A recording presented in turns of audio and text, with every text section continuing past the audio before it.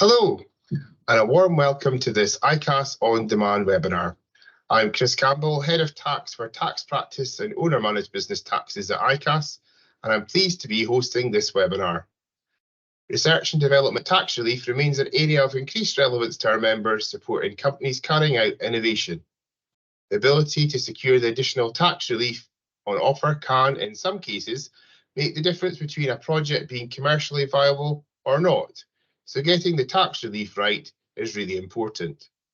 Over the last year, we've seen various changes to the R&D tax regime, including the changes to the relief announced in the spring budget and new requirements from August 2023 for all companies making R&D relief claims to complete an additional information form to accompany the claim, regardless of whether the claim is under the SME R&D relief or the research and development expenditure credit regimes.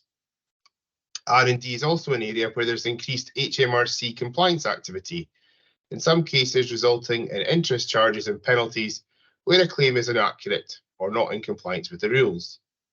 Despite the new requirement for the additional information form, HMRC has reported that a significant number of claims since the new requirement have not complied with the new rules, with 45% of the claims submitted between the 8th of August and the 3rd of September 2023 not having an accompanying additional information form, which means they're invalid.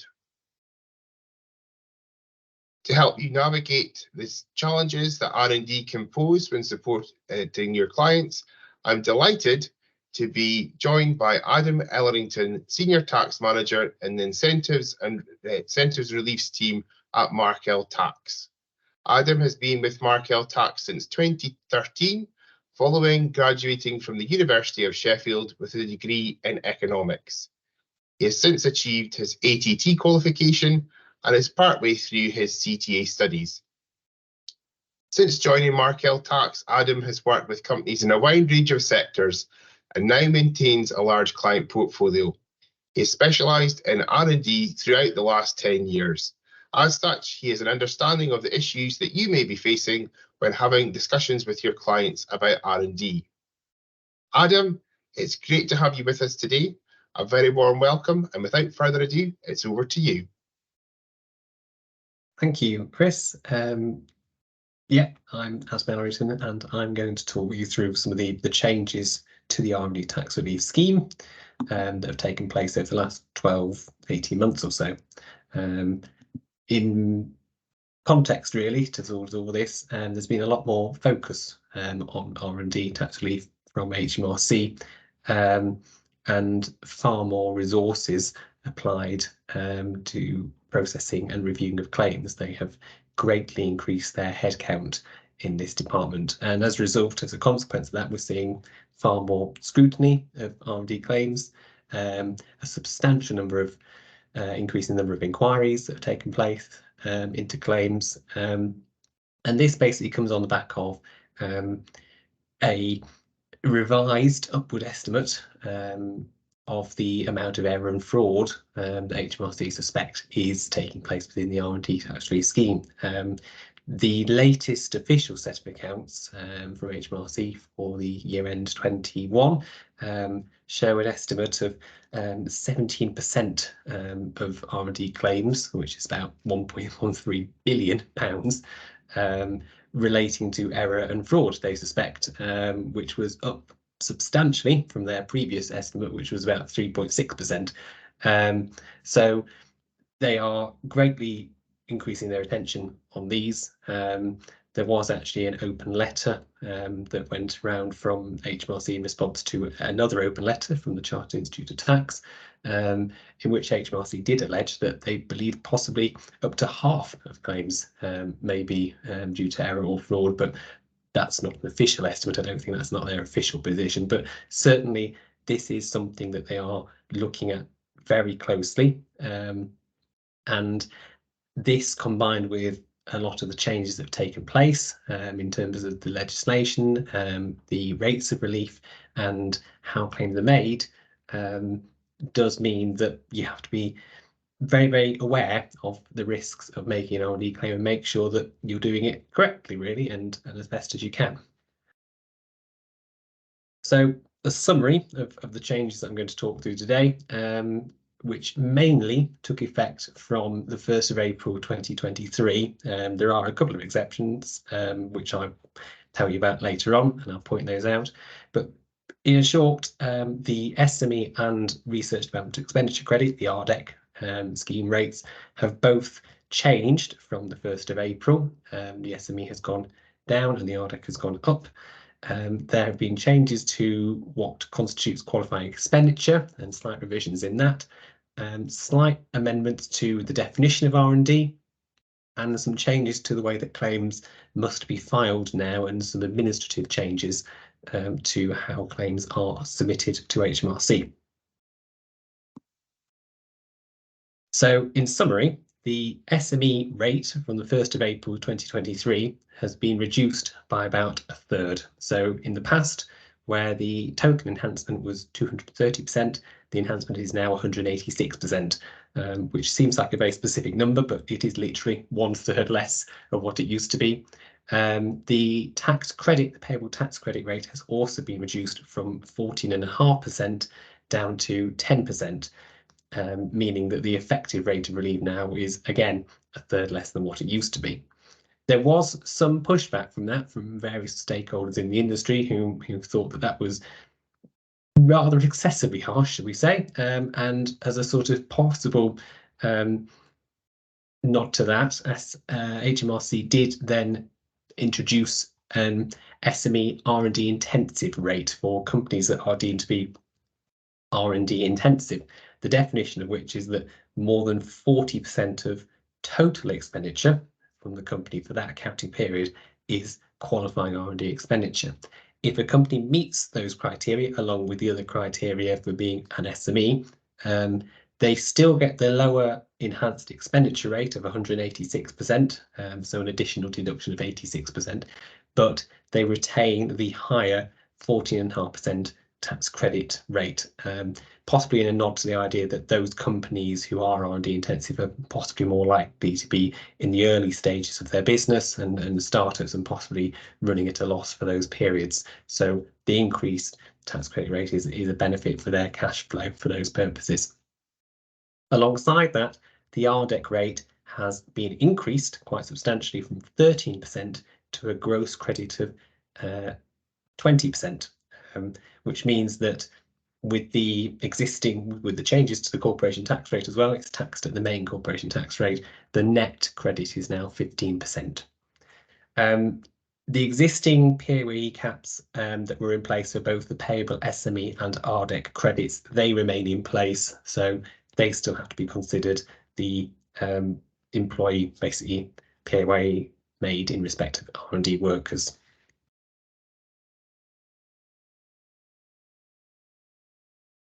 There were some positive changes, shall we say, alongside that, to extending what constitutes qualifying R&D expenditure, which is mainly to, let's be honest, drag it up to date, really, and reflect current technology and technological change over the 23 years since the R&D legislation was introduced. What this basically means is that computer software costs have been extended. The definition of that has been extended to include remote cloud computing and data hosting services. The data hosting in particular was quite a pleasant surprise, actually, in comparison to the draft legislation when it was first introduced a couple of years ago. The hosting part wasn't due to be part of it, but they have included it.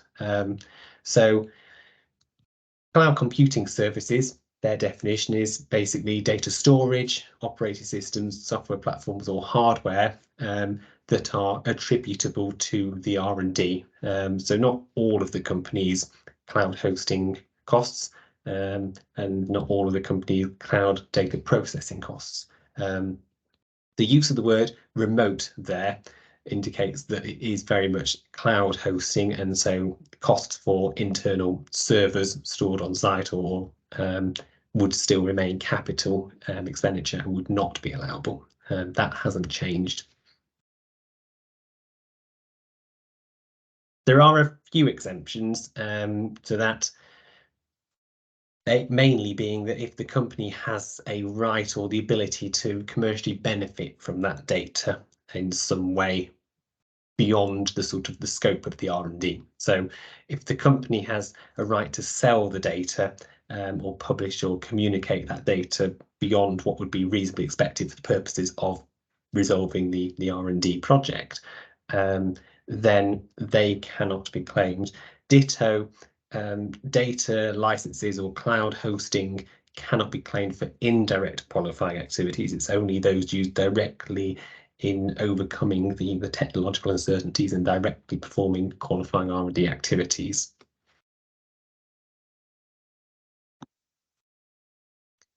There were a few changes as well to the DTI, now they're called guidelines. You possibly remember them as being the BEIS guidelines. They were again first written in 2004. They've been updated slightly with effect from accounting periods starting from the 1st of April 2023, and they can be found at CIRD 81910. The main change is, again, a bit of tidying up, really, is to expand the definition of R&D to include pure mathematics as a field of science that would be eligible for R&D tax relief. It was a strange anomaly, really, before that it wasn't allowed, but now pure mathematical projects can be claimed for.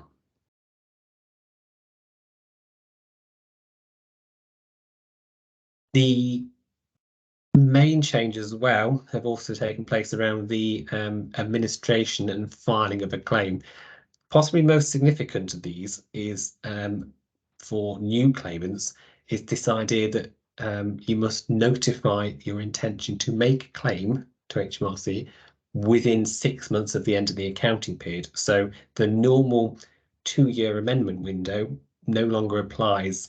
If a company has not made a claim in any of the 3 previous accounting periods before the one in which we're looking at making a claim, they must notify HMRC within 6 months of the end of that accounting period of their intention to do so. They then still have up to the normal 2-year amendment window to make the claim, but if that notification has not been made within 6 months, then the claim will not be valid.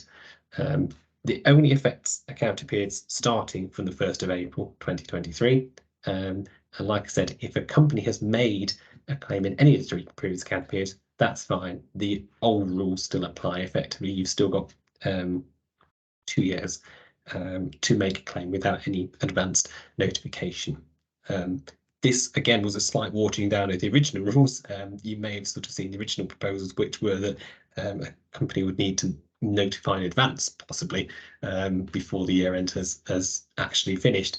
That I think was deemed unworkable and unviable. So therefore, this 6-month window has come in instead. As a sort of example of how that might work, if a company has a June accounting year end, then June 21, and they make no claim, June 22, they make no claim.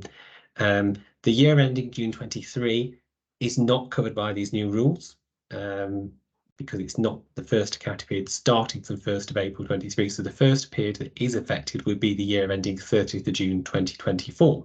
So you can make a claim normally for 21 and 22 and for 23 even.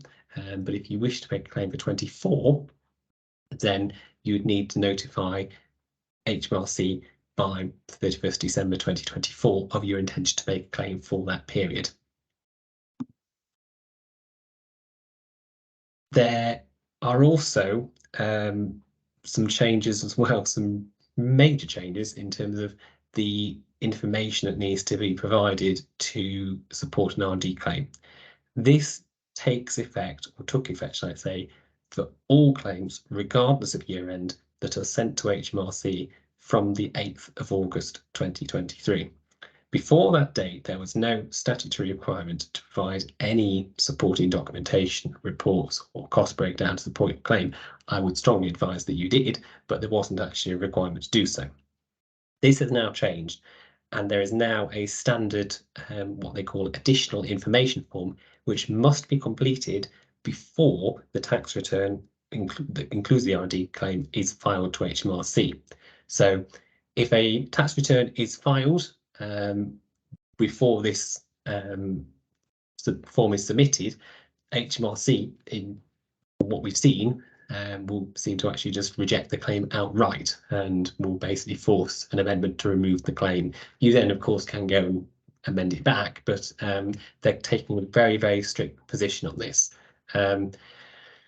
I think there was possibly a lack of awareness around this in the sort of general wide world. The HMRC reported that for the first month that this was in operation, only half of the R&D claims received actually had a form completed supporting this. They also said that 90% of R&D claims are made through an agent of some description. So I think there was possibly a lack of awareness around the sort of agent community about this form, but it's really, really important that this is completed all the time now. It sets out specific set questions that must be addressed for every project and the costs incurred. So the project asks for what the gap in the scientific or technological knowledge was that necessitated the R&D. This is not just a gap in the company's own knowledge, but a gap in the publicly available knowledge that would be available to a competent professional in this field. We're looking at the state of knowledge and the state of technology in the wider field of this of the science and technology that's in respect of, rather than just the company's own knowledge. And then on top of that, having established that baseline, what is the new technology or the improvement in technology over that wider field baseline that you've sought to achieve? What were the uncertainties technologically around this project, around whether or not it was feasible or possible to do? And the methods, details of specific methodologies used to overcome those uncertainties. Alongside that, you must disclose the costs per project and the total costs claimed across all the different categories. So whether you claim staffing costs or contractor costs, etc., for both schemes. A key requirement of that is as well is that a named officer within the company who is responsible, who's going to take ownership of the R&D claim, must be named and their contact details provided. Now, this would normally be the project lead or the head of development or something along those lines. You must provide contact details with them. I imagine the HMRC will be contacting them in the first instance if questions about the R&D claim. Similarly, your details must be provided if you are an accountant or an R&D agent preparing the claim on behalf of your client.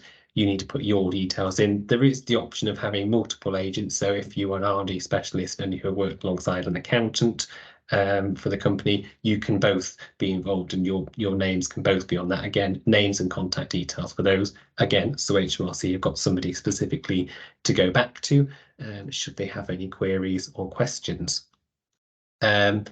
Alongside that as well, all claims must be submitted electronically through the tax return portal. So previously they were open to accepting manual amendments filed via post or email. That's no longer possible. The claim itself in the tax return must be made through the electronic portal and filed electronically. Again, I'm guessing all of these changes are to make their lives easier and smooth up their process in terms of reviewing R&D claims and having all the information in a standardized format to hand.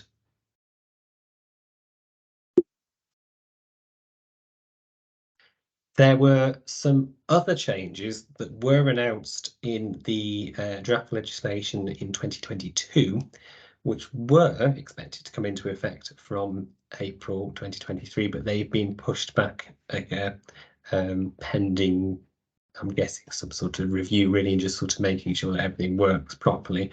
The main one of that is this restriction of overseas costs. So primarily, this affects staffing costs, material costs, and subcontracted activities. The costs for those will only be allowable if they are either incurred in the UK, either a UK staff member or a UK company as a contractor, or in some circumstances qualifying overseas expenditure. So broadly speaking, a software developer, for example, who may be using an overseas development agency to do their claim, will not be able to claim those costs unless there are specific reasons as to why that cost could not be incurred in the UK. I'll outline what those are broadly in a minute. So it's mainly just restricting to UK costs. If you have an employee that is a UK employee subject to UK PAYE, but they are based overseas, that's still okay. If they're not subject to UK PAYE, then unless we can satisfy these conditions coming up, then they won't be allowable in the R&D claim. The basic principle of this is that the circumstances, the conditions required to do that are that there are conditions necessary to do the R&D activity, whether it is an R&D testing operation or development operation, that are not present in the UK, that are in the other country where the R&D is being undertaken, and it would be wholly unreasonable for the company to replicate in the UK. These are what I've basically copied from their guidance. The example that was given at the time by HMRC is volcano research, for example, and that's how strictly they're looking at this. The argument being, well, there's no volcanoes in the UK. If you need to go and research one and do some experiments on one, you're going to have to go to an overseas country. So it really is quite restrictive in terms of what is allowable. Those conditions can be geographical, environmental, or social. So again, volcano research being sort of an environmental thing or geographical thing, or legal or regulatory requirements, which basically means that it's not legally possible to undertake the particular activity that you're doing for your R&D project within the UK. I can't think of an example of that off the top of my head, so we won't go down there. The conditions don't include the cost of it. So if it's purely a commercial basis that the cost is cheaper to do the R&D elsewhere, that's not okay, that's not allowable. Ditto the availability of workers.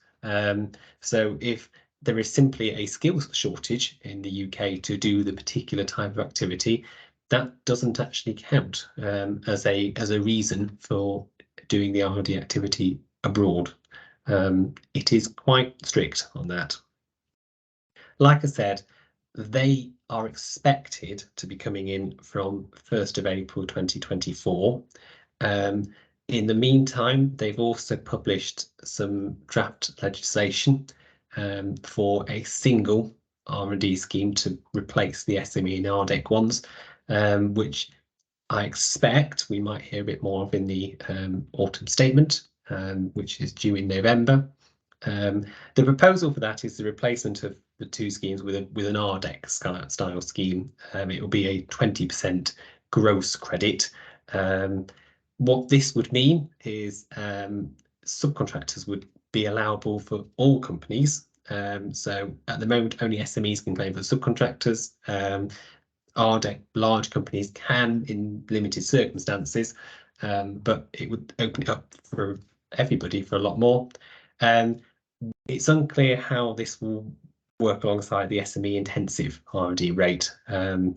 It's expected to remain the same alongside that, but that possibly, in my mind, sort of doesn't seem to be compatible with this idea of doing one single R&D scheme. So they haven't announced how that's going to work, because if this were to go ahead, then it would be a reduction in the rate of relief for SMEs at the moment.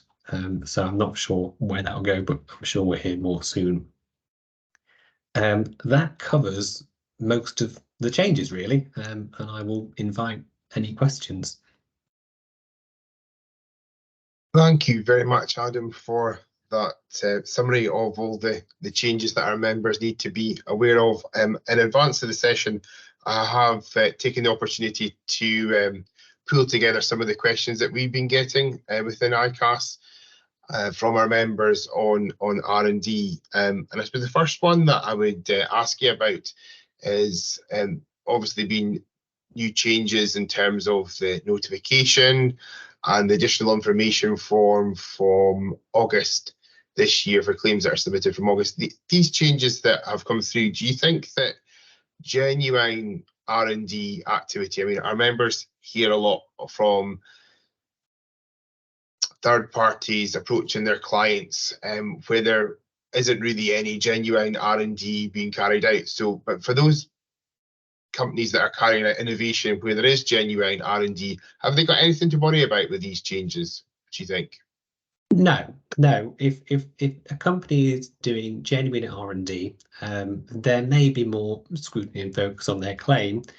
There may be increased risk of an inquiry, but if they're able to provide a comprehensive and full response to any questions that HMRC may raise, there's no reason why they shouldn't be able to make a claim and successfully claim for R&D. I certainly would not discourage genuine claimants from making a claim. Is it possibly a little bit more difficult to do so than before, and in terms of the information required? Possibly, but I think if you've got a genuine claim, then you should not be discouraged. It is still a generous relief, and it is a worthwhile exercise for those who have got a legitimate claim. Thanks, Adam. And on the additional information form, obviously mentioned earlier that quite a number of claims, presumably many of them by agents or most of them by agents, didn't include the additional information form. I think it was just over half, and it did. What's your advice to a agent who's in that position to get things right? What I would say is you may likely receive a letter from HMRC on your client's behalf advising that the claim isn't valid. If you're still within the amendment window, i.e. 2 years from the year end to make a claim, you can still make a claim. So I would advise that you do. If you've got a legitimate claim, I would be in dialogue with your client to make sure that you can prepare those answers to submit that form and resubmit the claim, and it will then be processed by HMRC and reviewed.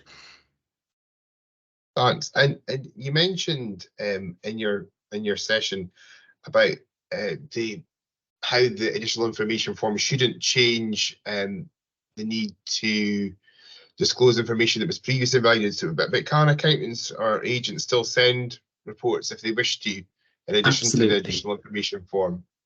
Yes, absolutely. They can still send reports and cost documentation alongside the claim.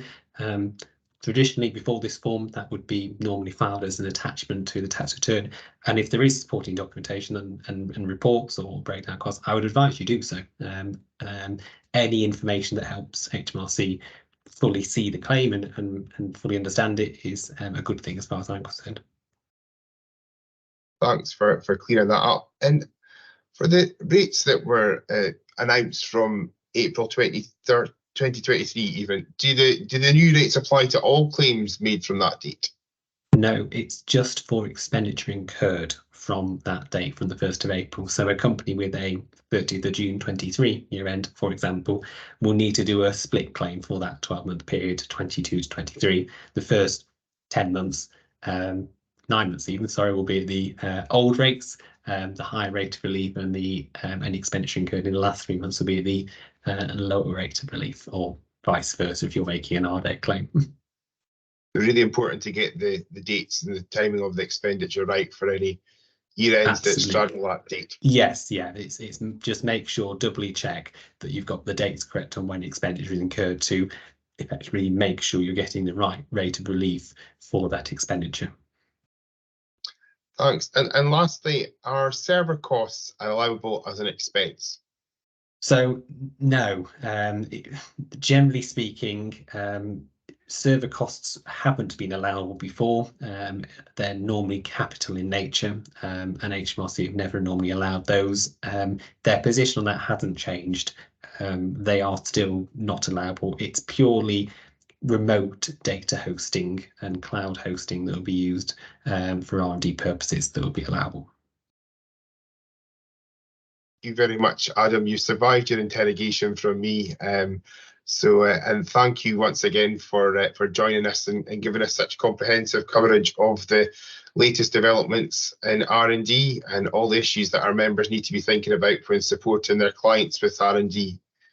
Please remember that you can keep up to date with all the latest tax and other professional news, including the latest information, guides and resources on icas.com. You can access technical support through the ICAS Technical Help Desk, available through the Contact Us section of our website. This covers audit and accounting, tax, practice support, AML and ethics. It only leaves me to once again thank Adam and of course you, the audience, for watching this webinar.